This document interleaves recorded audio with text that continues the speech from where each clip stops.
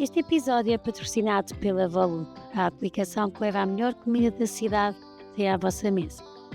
A Volup é um serviço de entrega premium para quem valoriza a qualidade, aprecia cada detalhe e quer ter acesso à melhor gastronomia da cidade sem sair de casa. Aqui encontra restaurantes de topo, estrelas locais e experiências gastronómicas excepcionais, que são a escolha perfeita para celebrar ocasiões especiais com a família, no trabalho, receber amigos em casa ou simplesmente para se mimar. Porque comer bem é também uma forma de cuidar de nós e do nosso bem-estar. A Volup entrega nos concelhos de Lisboa, Oeiras, Cascais, Sintra, Amadora, Odivelas e Loures. E agora também em Madrid. E há uma surpresa exclusiva para quem nos ouve. A oferta de entrega grátis em 2 encomendas até 15 de novembro de 2025. Basta adicionar o código promocional TICAS ao seu perfil na aplicação e selecioná-lo no checkout. Esta oferta é válida para clientes novos e também atuais da Volup. Descarreguem já a aplicação, disponível no Apple App Store e no Google Play, e deixem-se surpreender. Obrigada, Volup, por serem uma marca que aposta na saúde mental e por isso aposta em pessoas. Esta conversa foi gravada no Chefs Agency Studio, um espaço multidisciplinar em Belém, disponível para jantares, formações, workshops e eventos. Obrigada por se juntarem a nós neste projeto e permitirem que gravemos num espaço tão giro. Olá a todos, espero que estejam bem. Muito obrigada por continuarem desse lado. Hoje tenho um convidado muito especial, o Álvaro, criador da Volup, que também nos vai fazer companhia, porque estamos literalmente à mesa e vamos conversar à mesa e acabar esta conversa e partilhar também aqui uma refeição que nos foi entregue pela Volup, de um restaurante de excelência e que vocês também poderão ter em vossa casa, através da aplicação, de um clique, e têm um serviço de excelência com uma entrega muito simpática e comida muito, muito boa. Por isso, antes de tudo, Álvaro, obrigada, não só pelo patrocínio espetacular e por a Volup, através de ti, ser uma empresa que aposta na saúde mental e que se preocupa com o bem-estar emocional e mental das pessoas, e através deste podcast estás a apostar na saúde mental. Nada, obrigado eu por ter-me e parabéns por tudo o que estão a fazer, que acho que é um tema que é preciso falar e acho que vai ajudar muitas pessoas, e de tudo o que têm feito acho que, enfim, estão a fazer um trabalho incrível e é um gosto de participar e estar aqui hoje. Vamos? Let's bora? Let's bora! Antes de tudo, e também e estávamos a falar em off e eu dizia que estava mesmo contente porque quando tivemos este patrocínio, eu disse, bem, mas o Álvaro, com 30 anos, já criou, já lá vamos falar disso em detalhe, mas já criou 2 empresas. De certeza que há de ter passado por momentos de ansiedade, de stress elevados e de muita coisa que está inerente a quem cria e começa uma startup.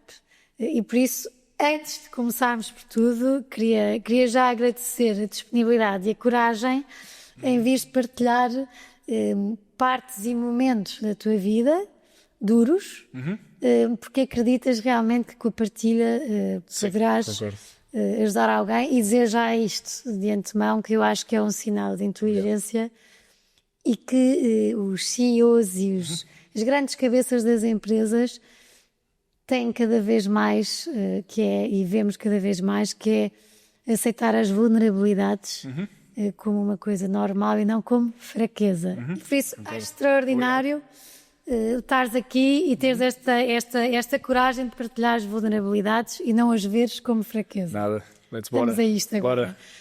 Álvaro, como é que foi a tua infância? Pronto, a minha infância foi, no geral, bastante feliz. Ou seja, é muito confuso, mas eu nasci em Lisboa, a minha mãe é espanhola, o meu pai é francês. Mas pronto, o meu pai vive cá desde os 18 anos, que ele veio cá de França e ficou cá, adorou Portugal e então ficou cá. E depois foi para Madrid, enfim, montar uma empresa que ele tinha cá em Portugal e expandir. Daí conheceu a minha mãe, apaixonaram-se e pronto, e vieram para Lisboa viver, os dois, tiveram cá 5 anos. E pronto, eu nasci cá naquela altura e pronto, e passado 6 meses eles divorciaram-se, eu voltei para Madrid, cresci com a minha mãe e pronto, aí então cresci um bocado separado do meu pai nessa altura inicial. Depois o meu pai casou-se com uma portuguesa e depois teve 2 filhos portugueses, que é a minha segunda, quer dizer, primeira família, mas pronto, tecnicamente a minha segunda família. Portanto, eu sempre cresci, ou seja, a minha vida principal foi sempre em Madrid, mas eu passei muito tempo em Portugal nos verões e quando vinha cá estar com o meu pai e com a minha madrastra e com os meus irmãos. Portanto, essa fase mais de miúdo, enfim, eu não me lembro muito bem, mas pronto, eu sei que foi um divórcio chato e pronto, esses temas, mas do que eu me lembro foi uma infância bastante feliz e sempre, depois a minha mãe, como estava sozinha, teve que trabalhar imenso, então ficou-se muito no trabalho e eu cresci mais com os meus avós, do lado da minha mãe. E pronto, depois tive muito apoio dos meus tios, a irmã da minha mãe e do marido dela, que vivem nos Estados Unidos. Então também passei muita fase da minha vida lá nos Estados Unidos com eles. Portanto, enfim, lá quando eu trabalhei na banca diziam que eu era um cidadão europeu e do mundo, porque enfim, a minha base foi Madrid, mas sempre cresci e tive aqui muita influência de várias culturas e de vários tipos de formas de viver, vamos dizer. Assim. Depois, isso é a infância, no meio de viagens, não viagens, acaba por ser uma infância feliz. Sim. Sim.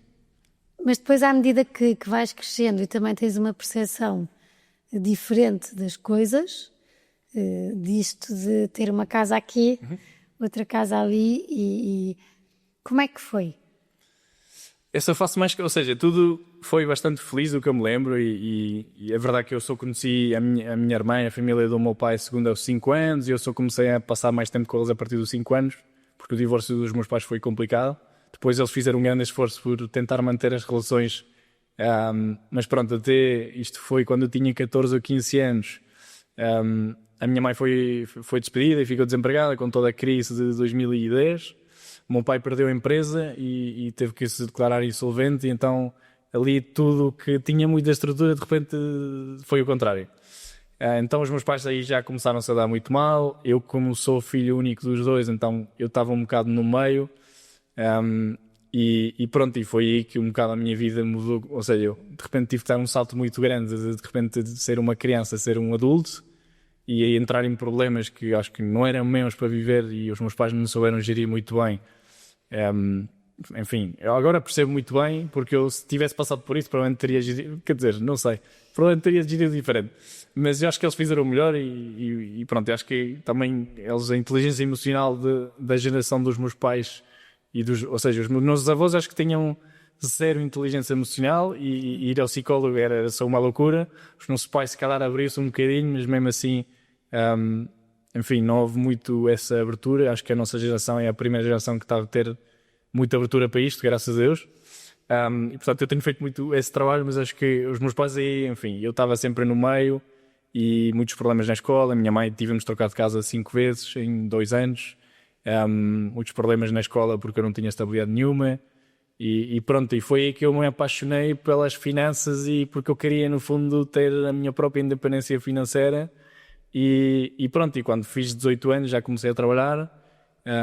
O meu melhor amigo, o pai dele tem vários McDonald's em Madrid, e então eu com vários amigos meus decidimos, olha, vamos entrar e vamos trabalhar aqui um bocado para ter aqui um part-time.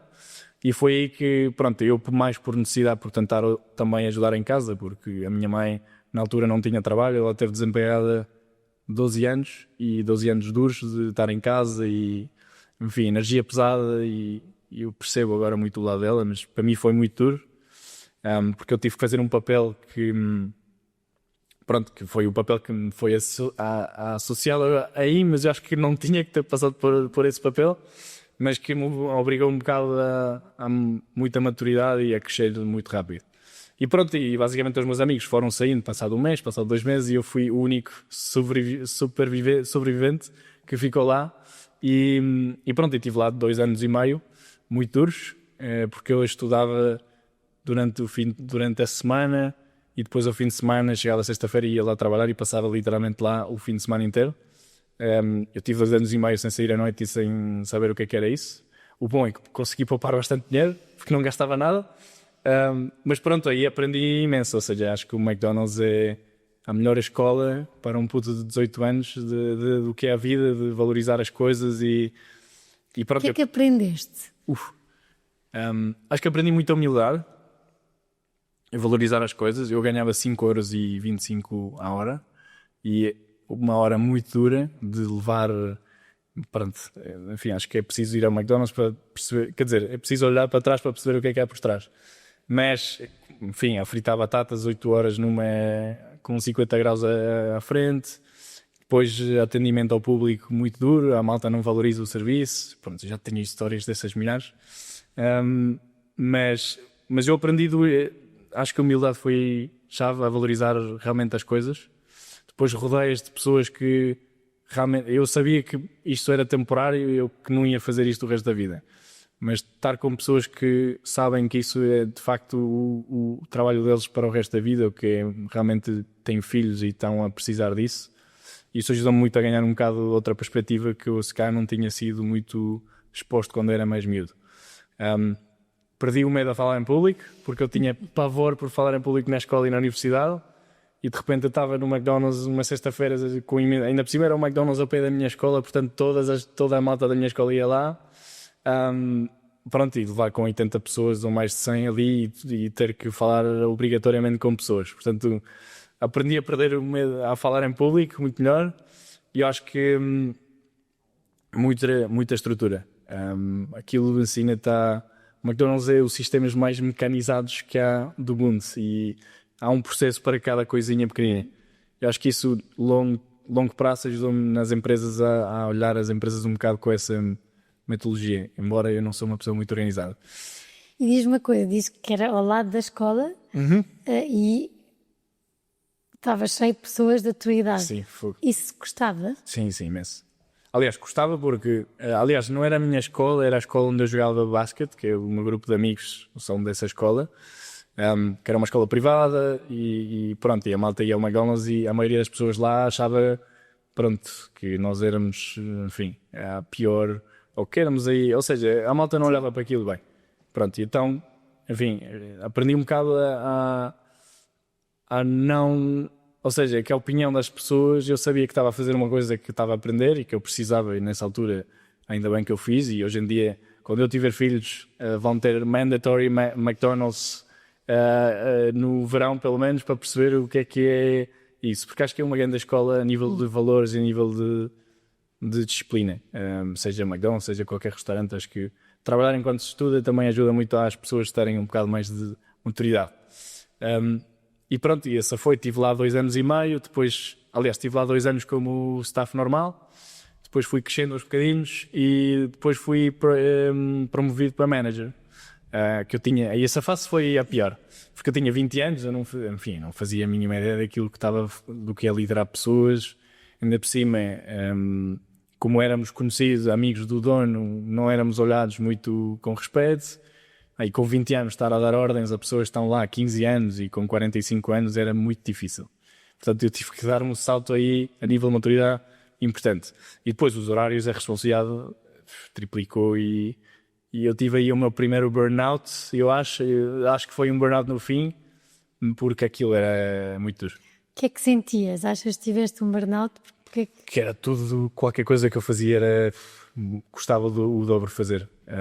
Eu já não, ou seja, eu fazia muitas horas, era uma coisa que já me estava a afetar, tipo, já não dormia bem.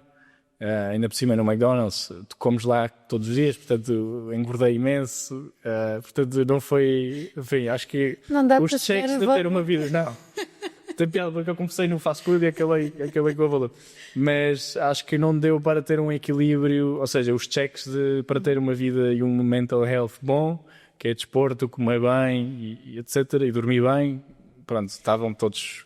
E aí, Álvaro, estava tudo, trabalho, estudar. Yep. Pouco tempo em casa? Pouco tempo em casa, o tempo que eu estava em casa era muito mau, porque a minha mãe, coitada, ela passou uma fase, eu agora percebo, porque sozinha também não tínhamos o apoio de ninguém, a minha família do lado da minha mãe eram os meus avós que tiveram 4 filhos, 4 irmãos, e os meus avós sempre fizeram muita diferença entre os filhos, portanto sempre se deram muito mal. Ou seja, não houve nunca essa equipa de família de um irmão que está a passar uma fase má, vamos ajudá-lo. Era o contrário. Portanto, a minha mãe não tinha ninguém com quem se apoiar sem ser em mim. E eu, filho único ainda por cima, a minha mãe nunca refez a vida dela, nem teve nunca casou outra vez, nem teve com mais ninguém. E, portanto, quando ela ficou desempregada e viu, pronto, e trocar de casa muitas vezes, e acho que ela não estava bem, logicamente, porque aquilo era muito negro. E depois a minha mãe montou como é que se diz em português? Um herbanário, pode ser? Sim. Uma farmácia, pronto, vegetal não, pronto. De ervas, de produtos naturais. É vegetal. O português tem que melhorar. Eu não digo zelos, por isso. Pois então estamos a ver. Dizer. Era bem. E aquilo não correu muito bem. Portanto, ainda foi. Ou seja, ela teve desempregada 6 anos, depois montou aquilo durante 2, correu muito mal. E então foi depois outra vez voltar para casa e procurar trabalho. E a verdade é que a geração dos meus pais, pronto, acho que a partir da crise houve muita malta que ficou desempregada e que tiveram que refazer a vida e repensar as coisas.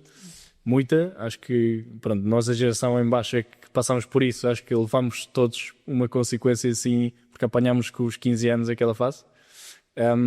Pronto, e coitada, nós juntos à situação do meu pai, que eu agora que tenho uma empresa percebo, porque ele, ou seja, a minha mãe também falou sempre muito mal do meu pai e acho que criou ali minha relação com o meu pai melhorou depois, mas nessa altura também não era a melhor.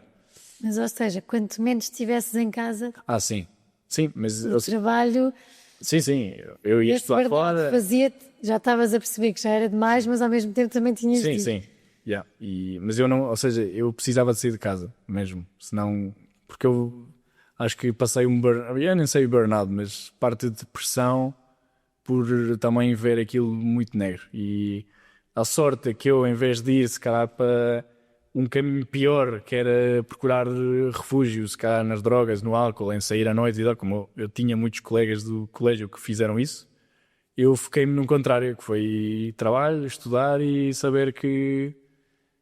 Isso vem muito do meu avô. O meu avô trabalhou até os 81 anos porque adorava o que fazia e ele sempre foi muito trabalho, estudar, e ali do norte de Espanha também são assim mais duros, mas ele sempre me passou muito esta mensagem. Por isso acho que eu usei essa parte má para canalizar a energia em tentar sair do buraco. Mas no buraco, pronto, mas sim, era um buraco, aquilo era um buraco. Portanto, o McDonald's, eu na altura estava a ajudar a minha mãe também a pagar a renda e tudo, porque trocámos de casa 4 vezes e aquilo era inviável mais. Porque ainda por cima ela não tinha rendimentos, portanto tínhamos um pote que estava com buracos a sair e não estava a entrar nada. Portanto, tínhamos como uma startup um runway de X meses até ficar assim, literalmente sem nada. E alguma vez chegaram a ficar sem nada? Sim, mas mas aqui aquelas casualidades da vida. Quando ficámos sem nada, quando tínhamos tipo um mês de mesmo ficar sem nada, que eu falei com o meu tio de Miami para nos ajudar e que eu estava já a passar muito mal, foi aí, nessa altura, que o meu avô faleceu e deixou uma parte que a partir daí já ajudou a minha mãe um bocado a sair daquilo. Mas foi mesmo o timing, enfim, eu não sei estas coisas que são demasiada casualidade para ser random, mas isso aconteceu. E depois a ida para a universidade, porque vens fazer um estágio? Ou seja, eu fiz a universidade em Madrid, comecei a trabalhar, no 3º ano da carreira já estava mega burnout com tudo e já não estava a conseguir manter tanta coisa e consegui um estágio aqui de verão no Banco Popular na altura. E então, teoricamente vim cá 3 meses e o bom é que, ou seja, o meu pai casou com a minha tia Catarina, que é a minha segunda mãe. Pronto, e eu, quando comecei a passar verões, a minha mãe depois começou a dar muito bem com ela, porque ela percebeu que a mãe dos meus irmãos, que é a tia Catarina, ela tomava conta de mim sempre. O meu pai era mais, pronto, estava-se um bocado mais queria-me criar para aprender a levar a cacetada. E a minha mãe estava muito mais descansada que a minha tia. Mas eu sempre tive uma relação meio distante, porque eu só vinha nos verões, eu pronto, conheci os meus irmãos com 5 anos e a partir daí foi só nos verões. Portanto, eu literalmente tive uma vida completamente diferente daquela que eles tiveram. E eu sei que o matrimónio do meu pai com ela também não correu bem e pronto, era bastante mau. E então divorciaram-se também. Pronto, e então nesse divórcio foi quando o meu pai perdeu a empresa e juntou-se aquela bola toda e eu tive a minha experiência desde Madrid e os meus irmãos tiveram também uma experiência, quer dizer, a experiência deles aqui muito mais perto, que eles também têm, enfim, eu passei por isso, mas eles passaram também por outras coisas. E nós, quando eu vim cá nesse estágio, é que começámos a ter uma relação muito mais próxima, porque eu na altura, pronto, fiquei na casa da minha ex-madrastra, a partir daí já deixou de ser a minha madrastra nem nada, mas ela pronto, sempre foi tipo a minha segunda mãe. E então fiquei na casa deles nesse verão e comecei já a criar aí uma relação com os meus irmãos muito mais próxima. E pronto, entrei no banco, eu não falava português, nada, eu não, enfim, não fazia a mínima ideia de falar português. E pronto, entrei o primeiro dia e puseram-me a fazer coisas que, pronto, Excels e essas coisas, que eu sempre fui muito, quer dizer, sempre gostei na universidade de fazer isso. E pronto, e basicamente o meu sonho na altura era trabalhar em banca de investimento e seguir um bocado esse trabalho de finance para ter assim independência financeira que eu tanto precisava. Mas pronto, essa primeira experiência que eu tive não gostei nada e eu sempre fui muito criativo e muito de querer fazer coisas e chegar a uma entidade que de qualquer coisa custava fazer, era tudo muito, enfim, processos, burocracias, reuniões, ou seja, aquilo não me fazia muito sentido. Depois as pessoas que estavam lá eram muito, e ainda tenho ótima relação com todos, ainda mantenho, mas era muito, pronto, das 9 às 5 e sim, chegar às 9, depois ir beber um café, ou seja, eu lembro-me de chegar e depois não tinha trabalho, depois esperavam até o fim para me mandar a trabalho e eu tipo, isto é completamente absurdo, não faz sentido. E eu lembro-me que o que mais me traumatizou foi o meu chefe que estava lá, ele tinha um calendário e no calendário que eu, pronto, achava que era um calendário normal, no fundo ele tinha os dias que ele faltava até a reforma e ele estava a fazer isso há 20 anos. Pronto, isso traumatizou-me mesmo estar a viver um bocado na expectativa. Estou a imaginar-te uma máquina de trabalho e de repente... Yes. Não, aquilo não me fez muito sentido. E então eu percebi que aquilo, pronto, não ia ser para mim e que as finanças realmente era uma coisa que, ou seja, aquilo não ia ter um impacto muito grande em nada. Não me ia preencher, ou seja, gosto muito de números, mas aquilo não ia trabalhar o que eu trabalho hoje em dia por isso. E pronto, eu acho que sempre na minha família, tanto através dos meus avós e sempre o meu pai também, como ele foi super empreendedor, empresário, sempre me passaram um bocado este bichinho de é possível fazer coisas um bocado a mais. Eu sempre admirei também sempre o Steve Jobs e esta malta que fez coisas inacreditáveis e sempre li muito, eu adoro ler biografias e sou muito curioso por essas coisas. E eu percebi que realmente estas pessoas, a única diferença é que no início da vida, quando começaram, foram só pessoas que decidiram arriscar e depois, pronto, construíram a partir daí. Mas não há diferença no início, no fim sim, mas pronto, no início não há diferença com o resto das pessoas.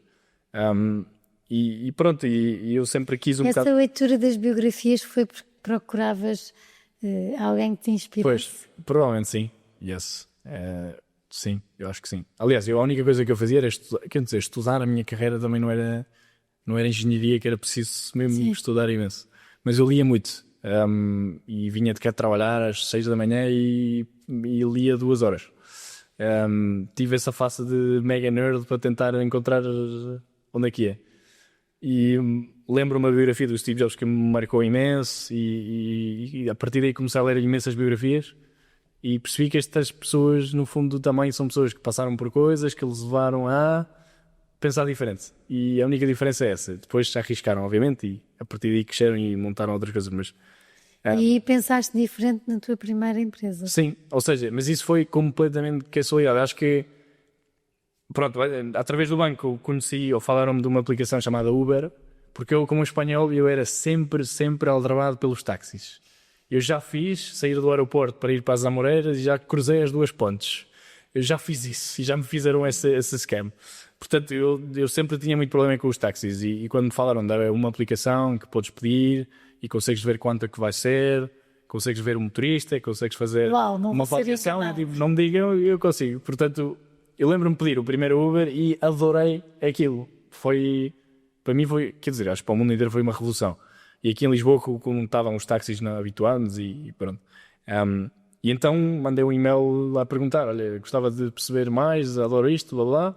Responderam-me, na altura era o que estava a lançar a Uber cá, porque eles eram 4 e estavam a começar e marcaram, fui lá ter com eles ali ao escritório que eles tinham e eles no fundo explicaram-me que a Uber era esta aplicação americana que estava a lançar cá e que trabalhava com empresas que tinham os carros, os motoristas e geriam toda essa parte mais operacional e que a Uber era no fundo a tecnologia que conectava o motorista com o passageiro. E então disseram, olha, não queres tu trabalhar e montar uma frota e começas e não sei o quê, pronto. E então eu fiquei com o bichinho e então tive, acho que o último mês do estágio, só a ligar a rentacar, ou seja, a tentar perceber como é que se monta uma empresa, porque eu não fazia a mínima ideia. Eu sempre quis, mas nunca os processos não fazia a mínima ideia, muito menos espanhol em Portugal, pronto, ainda muito menos ideia. E falei com...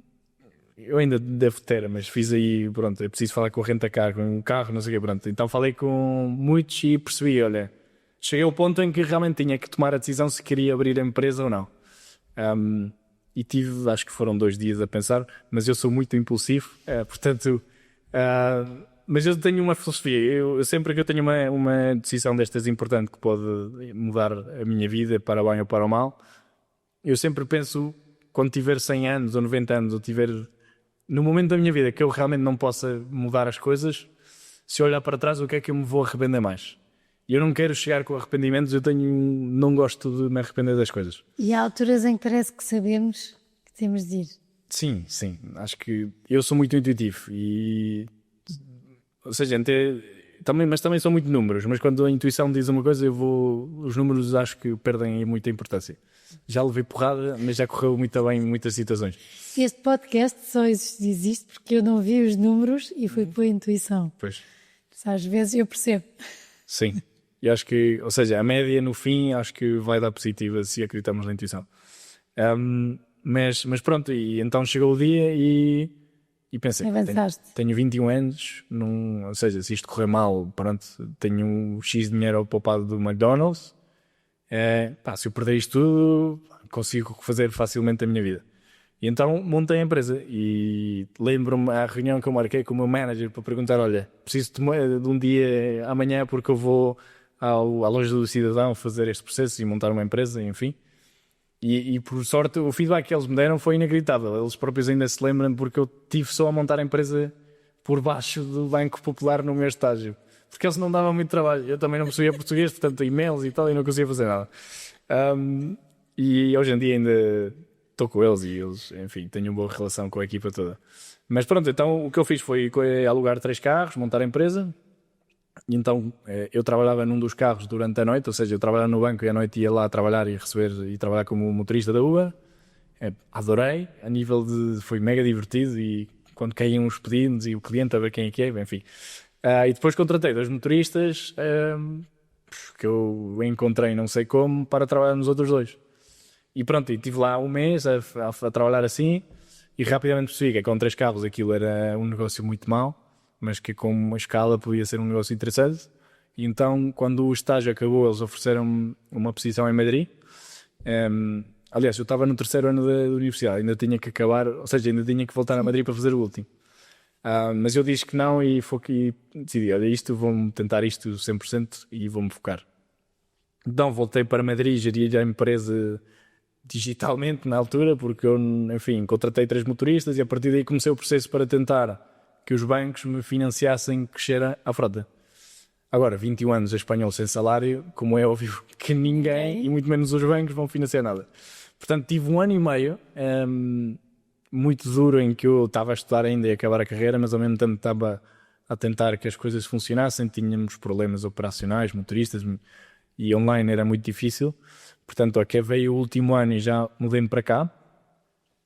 E aí mudei-me para a casa da minha madrasta também, que eles ajudam. Ou seja, aí eu fiquei no sofá, coitados, eles não tinham espaço para mim. E abriram o sofá para mim, portanto, coitados. E eu agradeço já toda a ajuda que eles me têm dado. sobretudo nessa fase inicial, porque sem eles, ou seja, não tinha dinheiro para pagar uma casa nem nada, teria sido impossível. E pronto, e começou realmente a minha aventura ali mais empresarial full-time, quando eu deixei de estudar. E pronto, e através de ser muito chato, consegui que um banco... E isto foi só mesmo ser chato, porque eles tinham-me dito que não 50 vezes, mas eu continuei. E lá o meu gestor, com o qual ainda trabalho, conseguiu convencer lá assim, olha, este miúdo tipo, vai conseguir, bora. Eu tive que dar mais garantias, e aí pedi ajuda do meu tio de Miami para me dar essas garantias e eu conseguir ali financiar. E pronto, a partir daí já ganhámos escala e o negócio começou a ganhar uma dimensão que me deu a mim mais confiança e já mais, sim, muita mais estabilidade. Aquilo foi muito duro. Mas sim, e a partir daí, pronto, a empresa correu bem e todos os anos a crescer, mas eu estava sozinho a gerir tudo, até que chegou o Covid e aí, pronto, mudou tudo. Porque de repente eu tinha imensos motoristas, imensos carros e de repente tivemos que parar tudo e o que nós achávamos que ia ser um mês, depois foi aquilo que foi. E pronto, eu um bocado através dessa empresa descobri a minha paixão por gastronomia e comida e enfim, tenho amigos que gostam de carros, portanto, eu gasto dinheiro só em comida, é mesmo o meu tema. E durante o Covid, basicamente, comecei a encomendar imensa comida através das plataformas que todos nós conhecemos e reparei que só encomendava pizzas, McDonald's, este tipo de comida rápida, mas que era muito difícil de encontrar restaurantes bons e uma oferta de qualidade. E depois a experiência era sempre uma loteria. Às vezes vinha uma estafeta de bicicleta que fazia 3 pedidos e, enfim, aquilo para mim fez-me muita confusão. E então pensei, tenho imensos carros aqui parados, vou falar com alguns restaurantes para ver se eles querem usar os meus carros e motoristas para fazer as entregas deles. Foi na altura que o Solar dos Presuntos começou a fazer entregas e estes restaurantes, para sobreviver, começaram a fazer isso. Então lá liguei eu aos chefes dos restaurantes, olha, vão fazer isto, fazem entregas? Não, olha, não querem fazer, nós podemos ajudar com os carros e vocês fazem a comida, etc.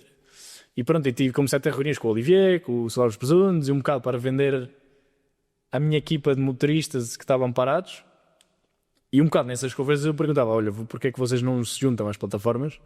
Porque resolvem este problema todo e vocês até nem precisam de mim.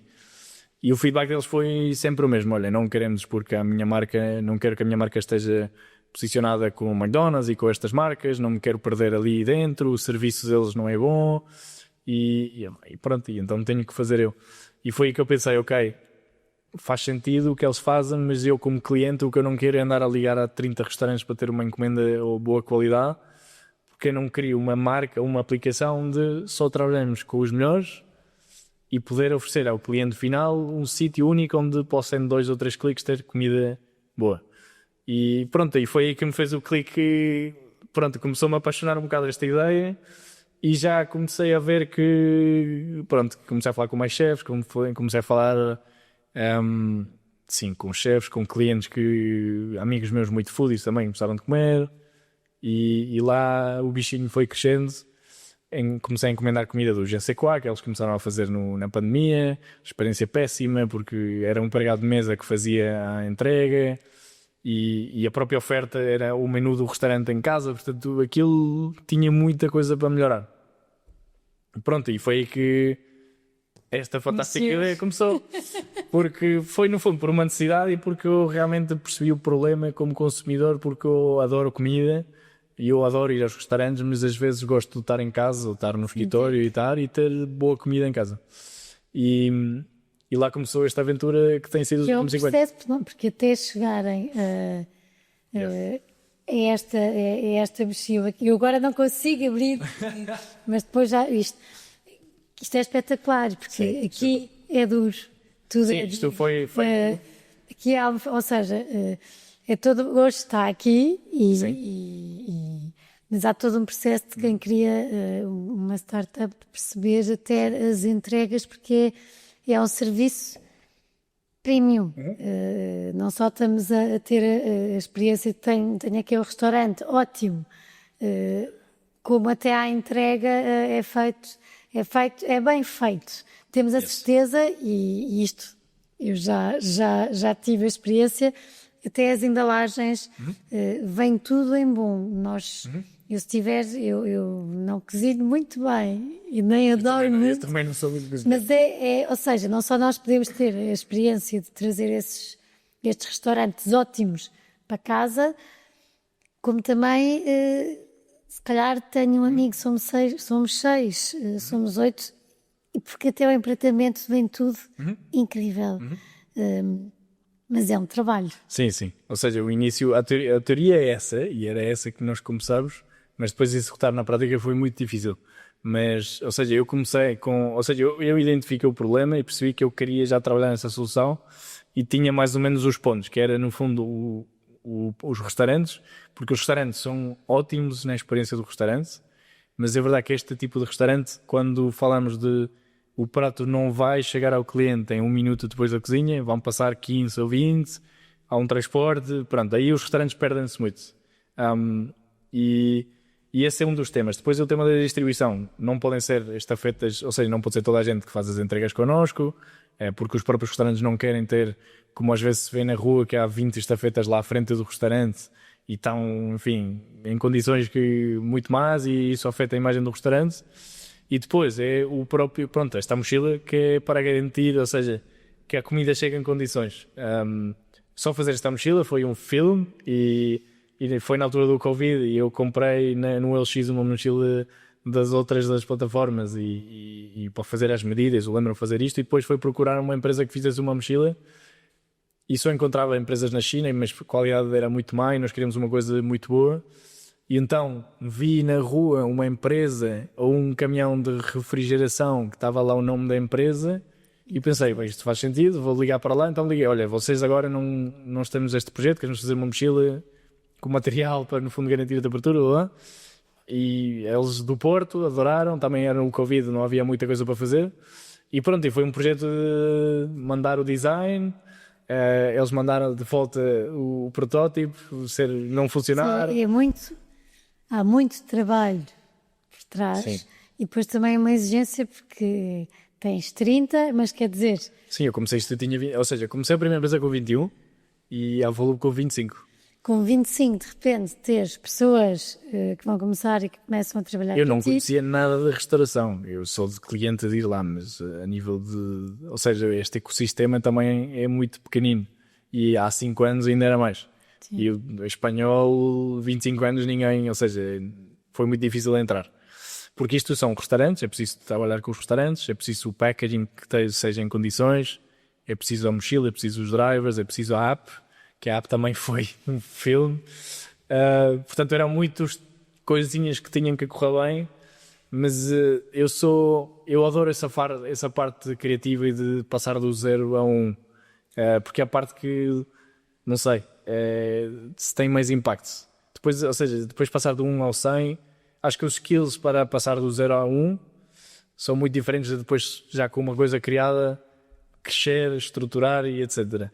Eu agora estou a aprender mais desta face, mas eu com 25 ainda era muito 0 a 1 e como nunca tive medo de arriscar. E lançaste no Covid? Ou já... Lancei no Covid, tive a ideia por necessidade. Pois... E lançámos em janeiro de 2021, que foi um ano depois do Covid, mas em março de 2021 houve foi quando aquela segunda vaga foi pesada. Sim.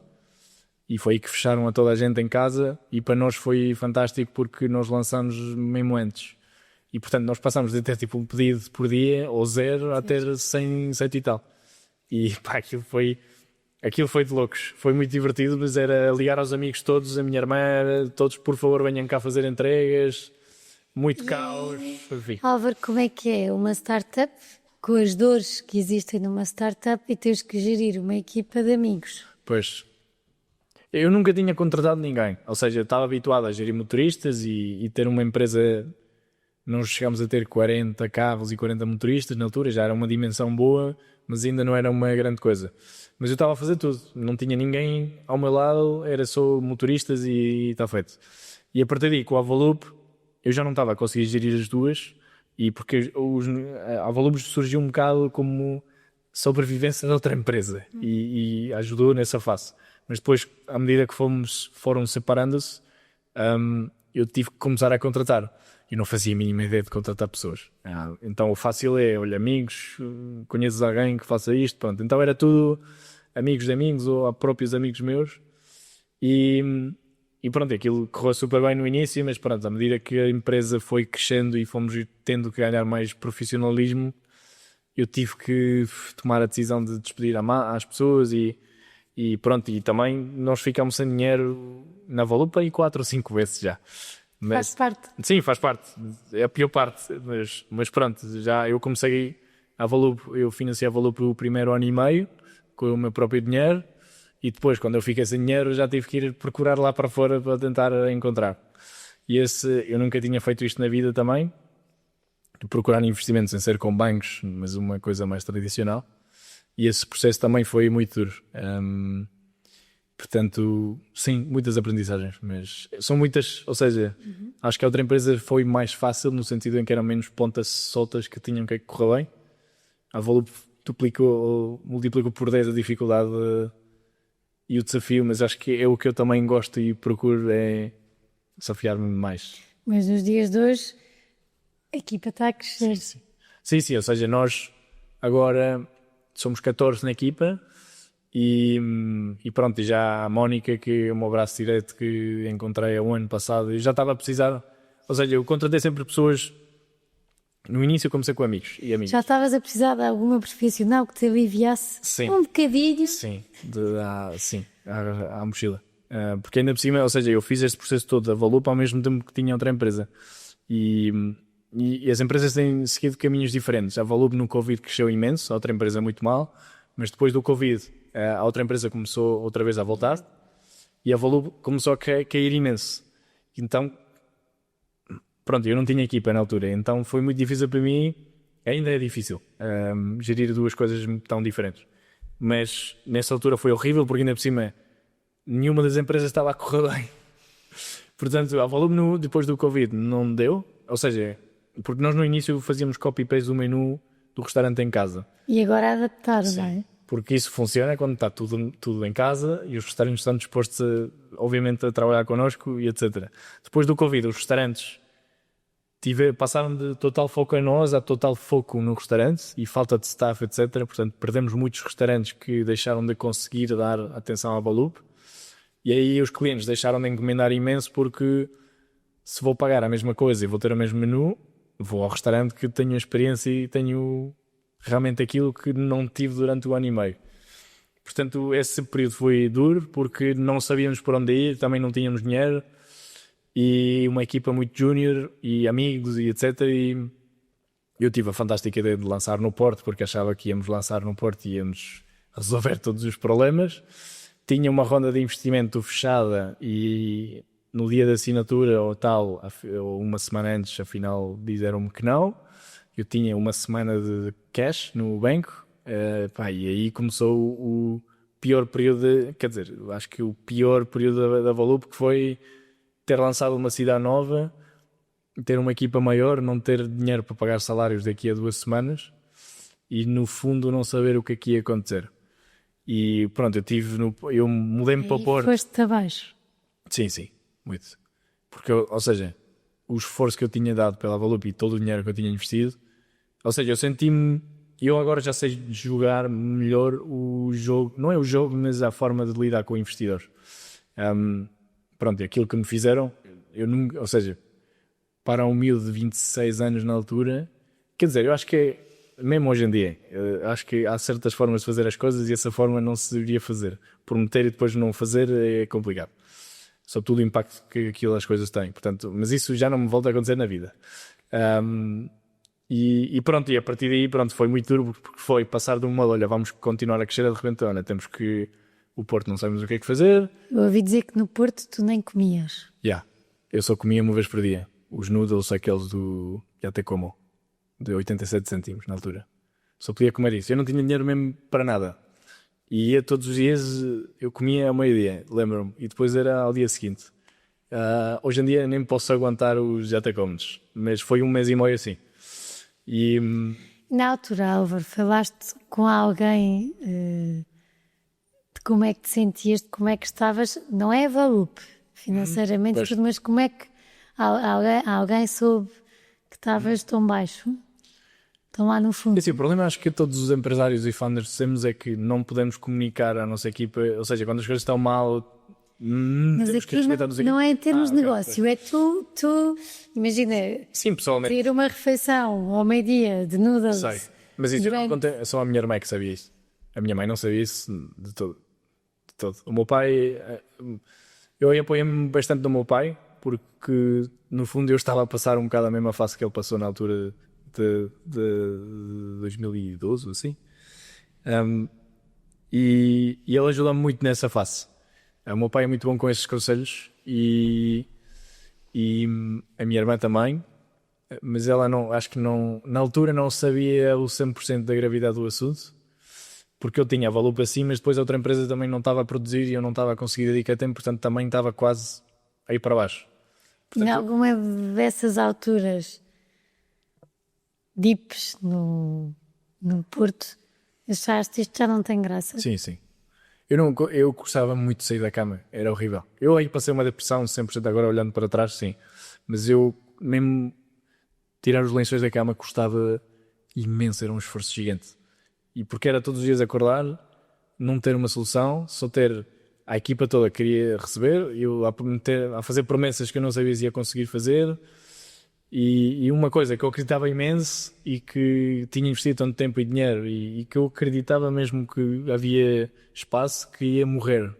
Porque era como um bebê, aliás, ainda é como um bebê para mim. Por isso foi duro. E depois estar num sítio fora, não estar em casa, não conhecer ninguém lá, não fazer vida social, nem perceber. E essa altura foi dura. Depois eu tenho uma coach psicóloga que me acompanha imenso tempo, também apoiei-me muito nela. E aí foi um mês e meio horrível. Horrível, horrível. A única coisa que eu fazia era comer uma vez por dia, depois fazer exercícios para tentar ver o que é que eu podia fazer. Ter chamadas muito chatas de não consigo pagar agora nada e não conseguia mesmo. E corria à noite para acalmar a cabeça e falava com o meu pai e com a minha mãe.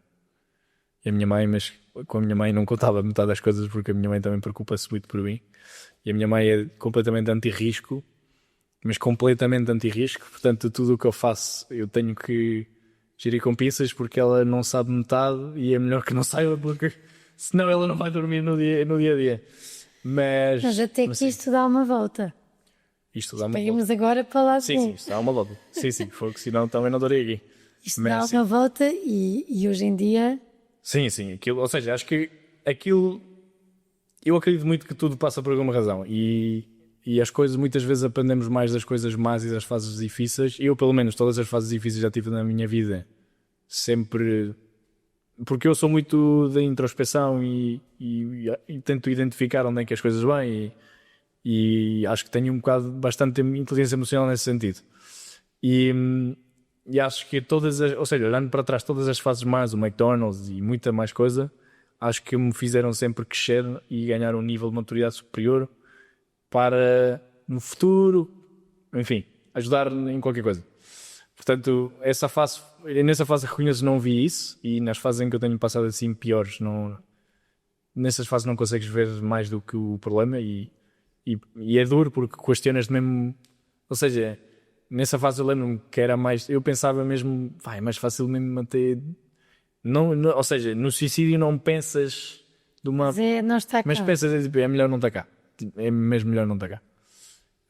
Mas pronto, aquilo deu uma volta e conseguimos investimento dos meus primeiros investidores que foram inacreditáveis e que até hoje em dia nos apoiam e que honestamente não sei no que investiram em mim e foi só isso porque na altura a Valup estava a correr mal. A equipa era muito júnior, não tínhamos processos, não havia nada. E mesmo assim decidiram apostar em mim e eu estou mega agradecido por isso. E a partir daí já conseguimos dar um salto, já mudámos um bocado a empresa, já começamos a fazer menus específicos para cada restaurante, que é uma oferta adaptada do restaurante e que são só pratos que realmente funcionam em delivery. E no fundo é um complemento para que no dia em que eu quero ter as coisas no restaurante vou, mas quando quero ter comida de qualidade é connosco, quando estou em casa ou estou no escritório. E aí começámos a perceber melhor e a partir daí já... Enfim, ainda não estamos na fase em que eu gostava de estar, mas acho que nunca vamos estar, mas estamos muito melhor. Sim, não, e agora temos uma equipa, porque eu montei isto com amigos, depois troquei os amigos e fui buscar a malta um bocado mais, com mais experiência, mas eu nessa altura não soube fazer o papel de líder e também estava a passar com tanto problema, ou seja, quando estás a passar problemas de sobrevivência é muito difícil dar liderança às pessoas, e as pessoas precisam de um líder, senão não é uma equipa. Portanto, eu não soube fazer esse papel bem com a segunda equipa e depois eu percebi que eu precisava mesmo de alguém já com alguma experiência que complementasse aquilo que eu sou bom com coisas que eu não sou nada bom, e então foi aí que eu encontrei a Mónica, através de muita pesquisa e muitos cafés, e preciso deste tipo de pessoa, e pronto, fizemos um teste de 3 meses a trabalhar juntos, correu lindamente, e pronto, a Mónica... E aprendeste a delegar. E aprendi a delegar. Pronto, ainda não estou no meu ideal, mas sim, aprender a delegar é a única forma. É difícil para quem cresceu a usar o trabalho como escape, Yes. para ter uma independência, para não pensar, para não estar num buraco fundo, de repente conseguir fazer, trabalhar menos, delegar mais, Yes. porque a roda começou muito cedo a girar muito depressa. Acho que é encontrar... Acho que o Tu és papel... quase como um hamster, tu tiveste sempre Ainda a estou. rodar. Ainda estou. Mas E agora se há alguém que abranda um bocadinho, tu quase te sentes falso, estava lá. Yeah. Acho que é curioso, porque há um estudo que diz que cada ano numa startup são, tipo, acho que é 3,5 ou 4 anos numa empresa normal. Porque é verdade que somos, e quando és o founder ainda é mais, porque tens de fazer coisas que eu nunca na vida tinha pensado fazer rondas de investimento, nunca tinha pensado contratar, ou seja, contratar pessoas, criar mochila, ou seja, estás exposto a tantos desafios que tu tens que resolver, e depois quando as coisas começam a funcionar, já tens que te forçar a encontrar pessoas que resolvam esses desafios por ti, melhor do que tu, e depois tens aquele perfeccionismo que é, eu sei que se eu fizer, vou fazer sempre perfeito, e tens que te separar para deixar que outras pessoas façam. Essa parte é a parte que a mim mais me custa, reconhece, e ainda estou a trabalhar nela, mas acho que com a Mónica tenho aprendido muito isso. Eu acho que a única forma acho que a única forma das grandes empresas existirem e terem chegado até lá é terem boas pessoas dentro que fazem bem aquele crescimento. E o meu trabalho é encontrar essas pessoas e ser líder, não é tanto estar a executar. Porque se conseguires isso, depois consegues ter tempo para, se amigos teus te vierem visitar a Lisboa numa semana, não estarem 3 dias sem ti, porque tu estás os 3 dias em reunião. Yes, concordo. Eu sabia que essa história chegou. Sim, eu reconheço que estes anos não tenho sido... Eu não sou a pessoa mais presente, no geral. Mas quando estás? Às vezes não estou, de todo. Às vezes não estou de todo. E às vezes estou com alguém e de facto não estou mesmo lá. E não estou mesmo. E no dia a seguir, olha, ontem, e não me lembro mesmo de certas coisas. Estou melhor, mas nestes que anos... a cabeça não para. Sim, não para ou seja, há sempre problemas para resolver. Ou seja, estou melhor. Mas com a minha coach, o que eu trabalho... Parece que estás sempre com síndrome de sobrevivência. Sim, eu estou habituado a isso. E é difícil de desligar e relaxar só. E estar só. Sim, concordo. Agora estou melhor. Já tirei as minhas primeiras férias de verdade este verão. Pronto, consegui desligar. Mas... Sim, isso é um tema. Mas eu acho que tem a ver mais com o facto de isto eu tenho falado muito com a minha coach e temos tentado chegar aí ao assunto, que eu antes, quando não estava a trabalhar, como tínhamos tantos problemas e coisas a resolver, eu inconscientemente achava que estava a perder tempo. Mesmo que estivesse a correr, ou mesmo que estivesse a falar com a minha irmã, ou mesmo que estivesse a falar com um amigo, eu estava auto-saboteando-me, não sei se é assim que se diz, porque eu estava a perder tempo. Então, estava lá, mas não estava lá porque eu estou a perder tempo, E então depois voltava ao problema, depois claro não estava a ser produtivo porque no fundo estive a viver o problema durante horas e horas e horas, e depois não estava a ser nem bom amigo, nem bom namorado, nem bom irmão, nem nada, porque eu não estava lá. Eu tive 3 anos que eu não estive lá mesmo nada. Agora estou a começar a estar mais. Mas isso tem sido um tema para mim próprio, porque acho que mesmo a minha própria infelicidade esses anos veio muito por aí.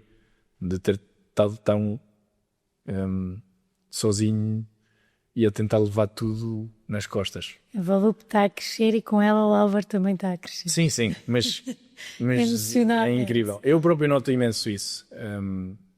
E mesmo com a outra empresa. Ou seja, o bom é que a aprendizagem de uma também está-me a levar a crescer a outra e a tentar estruturar as outras.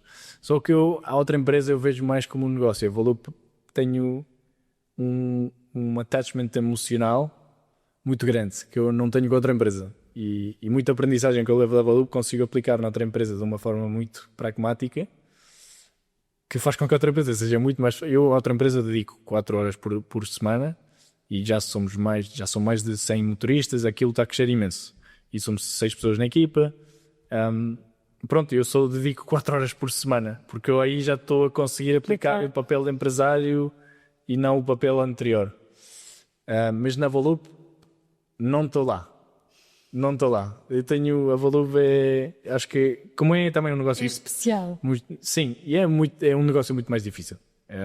Por isso, tem muitas coisinhas que têm que correr bem, os motoristas, enfim. E ter sido nomeado pela Forbes, não foi? Foi A Forbes agora faz em Portugal aquela lista dos 30 mais influentes de certas áreas, do desporto, de comunicação, e eu fui nomeado para a gastronomia. Pronto, isso foi ótimo. Ou seja, mas é que depois entramos nos isto já é a minha psicologia, mas como estamos naquele dia a dia, depois eu agora faço um exercício que às vezes paro e olho um bocado para as coisas que já fizemos e que já consegui, e às vezes parar para valorizar isso ajuda um bocado a seguir em frente, porque antes era mesmo soltar na roda do hamster e pronto, e passar conseguiste, ok, para a próxima, e não existe, mesmo para a equipa, não festejavas as vitórias. Nada. Nada, era fechar uma coisa e no dia seguir não, era fechar, pum, próximo programa. E mesmo para a equipa é muito difícil porque estás numa roda que nunca para e que é normal, que para mim nunca para, porque eu sou o fã, mas para alguém que está a trabalhar para construir o sonho meu, é muito difícil, não é não parar, mas é não ter esses momentos de fogo, conseguimos isto, ou seja, a Valup não deveria existir há muito tempo, já passamos por uma festa Valup. Concordo, agora este ano fazemos 5 anos em dezembro, por isso aí vamos fazer uma festa, de certeza. No meio disto, Álvaro, e sei que é assim o tema mais duro e mais sensível, no meio de tudo isto e no Covid, há aqui Água. a tua avó que morre com Covid. Como é que foi?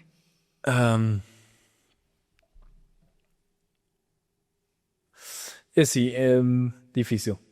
Porque eu cresci com a minha mãe, mas foram os meus avós com quem mais passei tempo, e a minha avó e eu tínhamos uma relação inacreditável.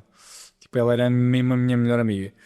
E nesta corredoria do hamster, na altura do início, eu estava tão focado na Valup que estávamos numa circunstância de Covid, que era preciso ter cuidado, e pronto, e eu estava em Lisboa, nesta fase que eu não dormia nada ainda por cima, porque queria lançar, etc. E estava mesmo muito metido na roda do hamster, que é uma boa analogia. E pronto, e tinha acabado uma relação na altura e estava emocionalmente bastante em baixo e precisava de ir ver a minha avó e estar com ela. E então, no dia em que fizemos o shooting da Valup em minha casa, que era só mochilas por todo lado, a minha casa vira um armazém na altura, eu estava doente no dia em que eu ia apanhar o avião para ir a Madrid e ver a minha avó. E nessa corredoria nunca na vida pensei que eu podia ter Covid. Eu acho que eu próprio não quis pensar nisso para não ficar e não cancelar o voo.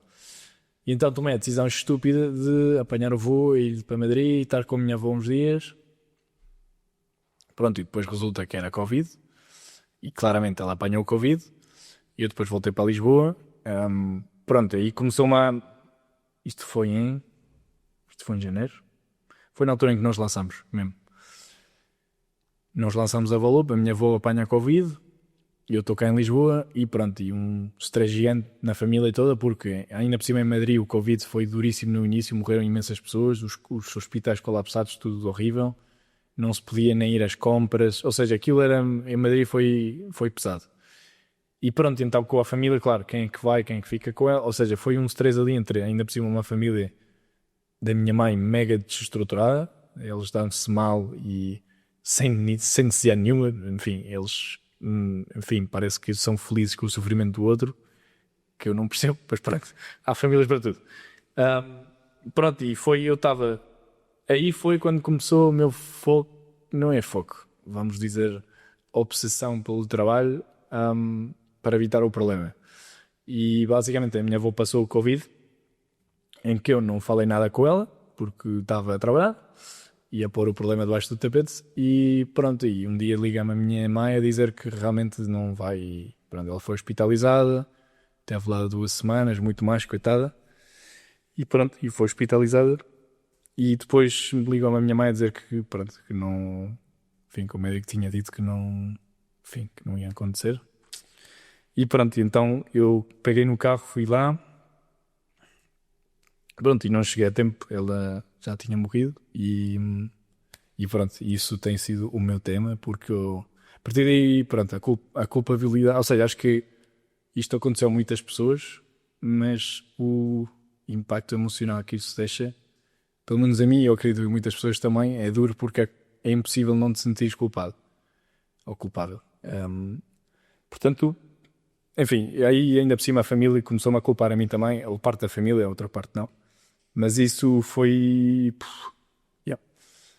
O meu tema. Eu não consigo. Aliás, é a primeira vez que estou a falar disto. Mas sim, ainda me sinto muito culpado. E não, ou seja, não tive a oportunidade de falar com ela. E pronto, eu não tinha ter apanhado aquele avião, basicamente. É um bocado o feeling que eu tenho. Eu sei a teoria e que não foi culpa minha, mas é impossível não se sentir. Ou seja, eu não consigo tirar esse sentimento. E pronto, e até agora é um tema que gostei, acho que por isso é que eu tenho este attachment emocional pela Valup. Porque tem que valer a pena. Sim, vai valer, eu sei. Tenho pena que tenho pena dessa decisão e tenho pena que ela não tenha visto nada. Ela conhecia, mas eu não consegui mostrar-lhe tipo, o que conseguimos fazer. E isso ainda me mata. Porque a minha avó era tipo a minha pessoa mesmo. E eu sou aquela pessoa que acredita que continuam a estar presentes e que continuam a ver-nos e a serem os anjinhos que às vezes metem certas coisas no lugar e que se calhar até nos meteram aqui aos dois hoje a conversar e a dar-te esta oportunidade de estares cá para fora, porque apesar de momentos tão pesados há caminho e a vida tem graça, mas eu percebo que e digo-te, e neste sentido de te admirar, porque não imagino o que é ter esse sentimento que tu tens, essas perguntas que de vez em quando te devem aparecer, mas continuares. Sim, eu concordo nisso. Ainda, ou seja, acho que é um tema que eu ainda não consegui resolver e não sei como resolver ainda. Sabes, estavas a falar e a dizer, estava no pior momento da minha vida, tudo a correr mal, a querer lançar uma coisa e precisava de um colo. E esse colo é a minha avó.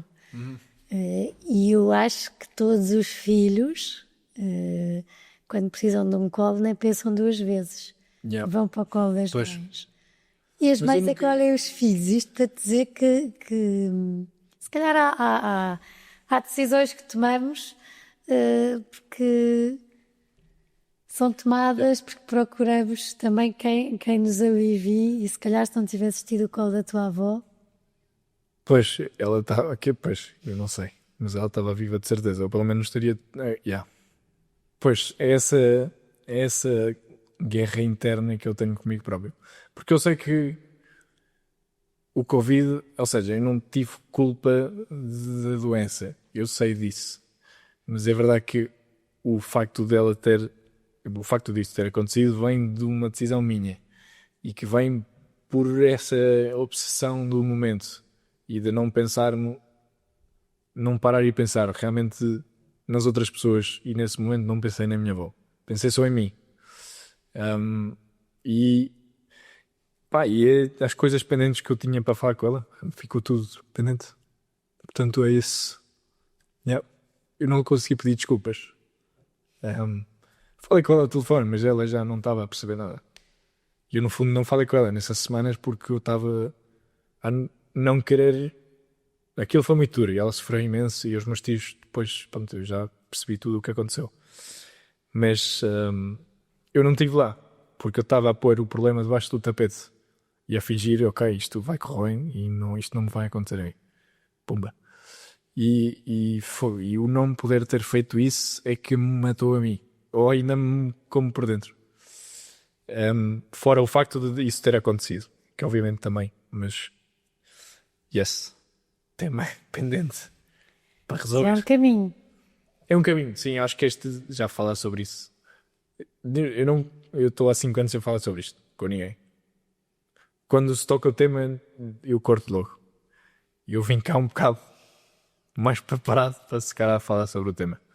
Porque acho que isto também depois levou-me a esta obsessão. Quer dizer, acho que ajudou-me também a que a Volup sobrevivesse nos piores momentos, porque eu fui capaz de aguentar coisas que eu sei, e eu tenho muitos amigos fadas que nenhum deles teria aguentado.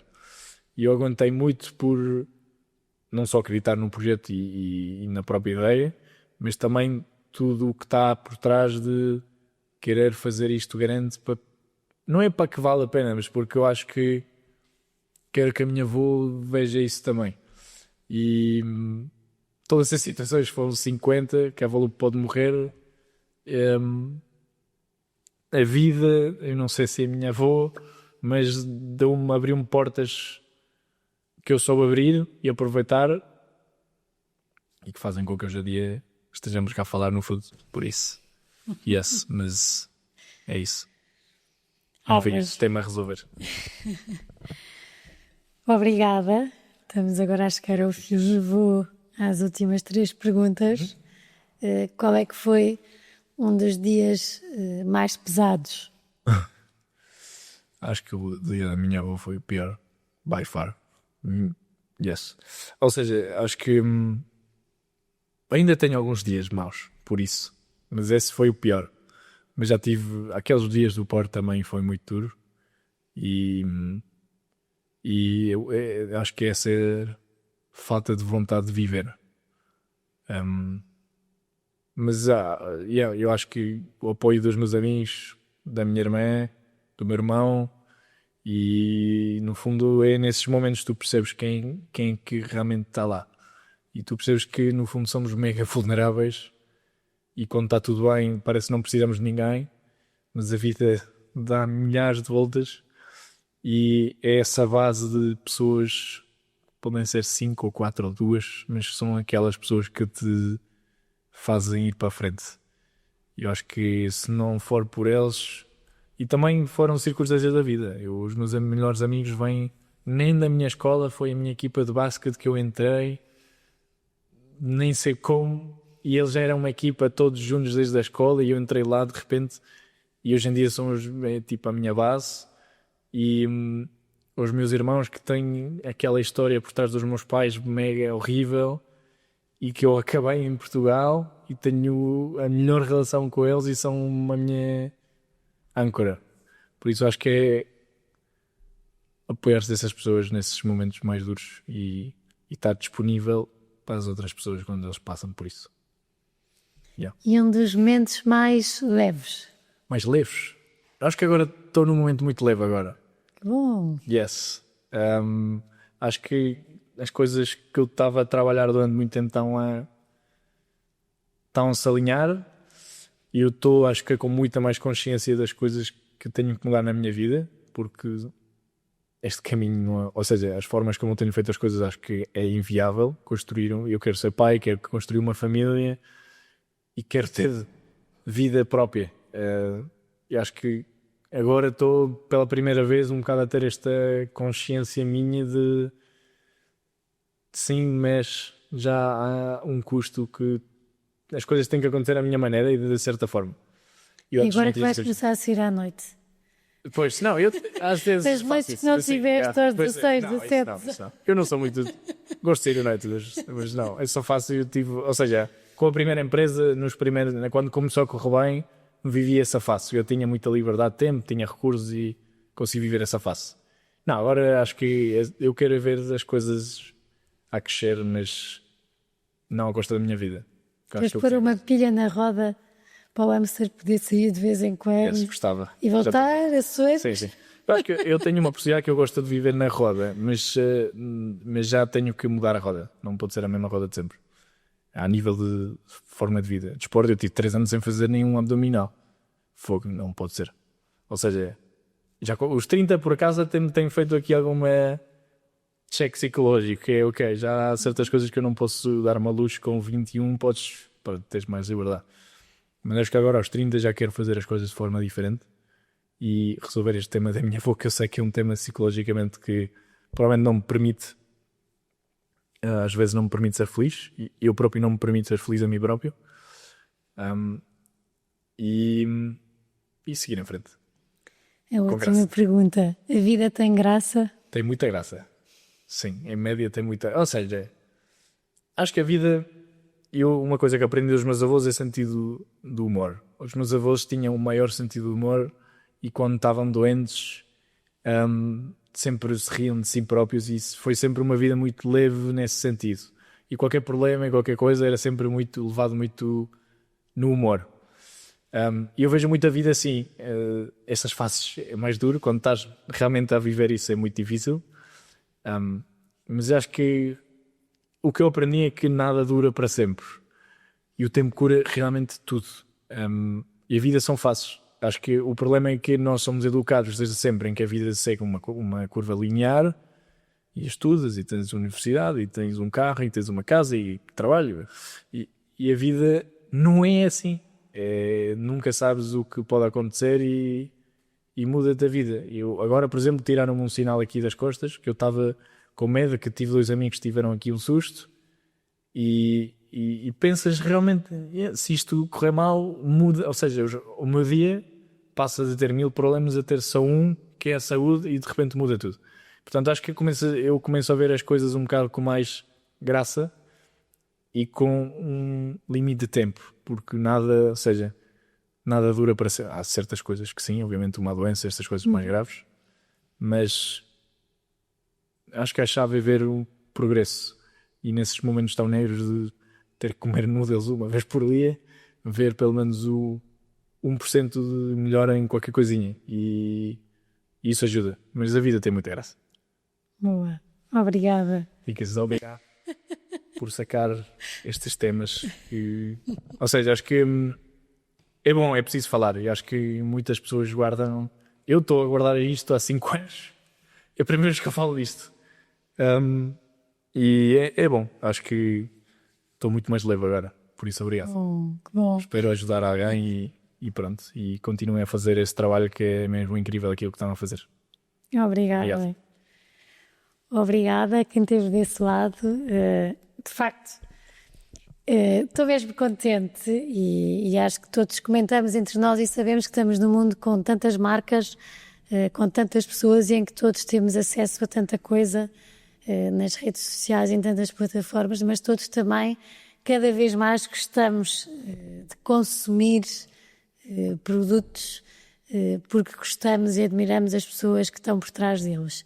E eu sabia que ia sair daqui a admirar ainda mais o Álvaro, já tinha ouvido falar muito sobre ele, mas de facto é aqui uma inspiração nem que seja na forma tão direta e pura com que pôs em cima da mesa as suas vulnerabilidades. O hamster, que foi, ainda é um bocadinho, mas que foi durante tanto tempo, quase que por sobrevivência. Eu não sei o que é, se calhar a maioria de nós não sabe o que é ter que começar a ter que sobreviver e a ter que sentir que fazia parte de alguma coisa no meio de tantas confusões de divórcios e de ter 2 casas em 2 países diferentes, várias casas no mesmo ano, e se calhar esta necessidade de andar na roda e de querer trabalhar para um dia ter um sítio onde há segurança, estabilidade e sabe que vai estar ali sem que o pote tenha só a garantia de 1 mês para pagar as contas. E por isso eu estava a ouvir o Álvaro e tudo, e o trabalho, o refúgio do trabalho e as horas. Nem perguntei quantas horas dormia, porque imagino que sejam poucas, e o refúgio na leitura, porque além de conhecimento nos faz viajar para outros sítios e desligar da realidade que vivemos. E acho que o Álvaro é um sobrevivente, com colos muito bons e certos, não precisaram de ser muitos, mas certos, entre Miami, entre a casa da tia Catarina, entre os avós, que foram sendo aqui um bocadinho a gaiola do hamster, mas que fizeram com que eu continue a acreditar, a criar, a pensar em soluções e a ter esta marca espetacular com este objetivo que é qualquer um de nós poder receber em casa um prato ou vários pratos de restaurantes de excelência e partilhar com os nossos no sossego de nossa casa. Por isso, sigam, tenham a aplicação, encomendem, experimentem, porque de facto a experiência é ótima e quem está por trás desta marca, desta empresa, tem um objetivo muito grande e esforça-se imenso, acho que ficou visível, para que isto alcance ainda mais sucesso, com uma coisa muito importante, que eu acho que aqui gostei imenso de ouvir o Álvaro enquanto líder, enquanto quem vai à frente de reconhecer tudo isto.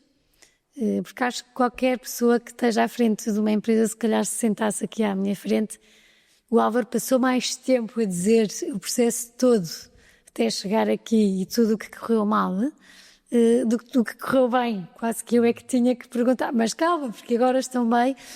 E eu acho que isso é de agradecer, porque muitos de nós e de vocês que estão a ouvir podem estar a passar pelo mesmo, podem ter um filho que está a criar uma empresa, podem ter um namorado, podem ter quem quer que seja que esteja a passar por este trabalho árduo e tão difícil, e se calhar às vezes, nem que seja um telefonema, nem que seja perguntar se tem almoço, se tem jantar, se está sozinho no Porto e quer companhia e anda cá a casa, porque não sabemos se há noodles, dia sim, como também, e também o amigo do Álvaro com quem eu falei, dizia, é verdade que nem sempre está muito presente, mas quando é preciso e eu tenho alguma coisa que se calhar não quero falar com alguém, eu sei que o Álvaro está lá. E por isso é aqui, como o Álvaro bem dizia, é sermos uns para os outros, estarmos uns para os outros, começarmos a ter consciência de quando andamos na roda do hamster, temos que sair um bocadinho, conseguir desligar, porque com o tempo e às vezes arejar e confiar numa equipa, ganhamos qualidade de vida, a família também, os nossos amigos também nos têm a nós e as nossas marcas, de certeza, que vão ganhar outra energia. Por isso estou muito contente com esta conversa. Vamos agora deliciar-nos com um prato e mais uma vez obrigada, Álvaro, por patrocinares este podcast, por acreditares que através da partilha de momentos pesados e da forma como nós também lidamos e os superamos, conseguimos ajudar quem nos ouve. Obrigado, eu. Um grande beijinho e uma ótima semana. Depois desta conversa incrível, nada melhor do que o Álvaro e eu continuarmos a trocar ideias na companhia de uma refeição Volup do restaurante Buona Cucina, uma autenticidade italiana sem clichês.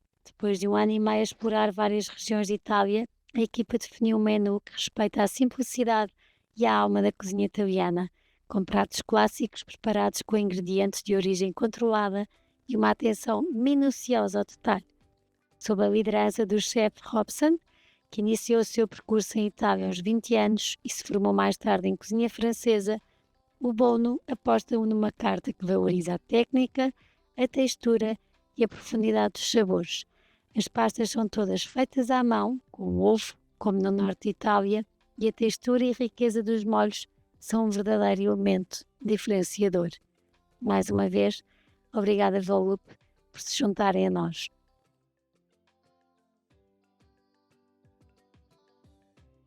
Obrigada por terem estado connosco até aqui.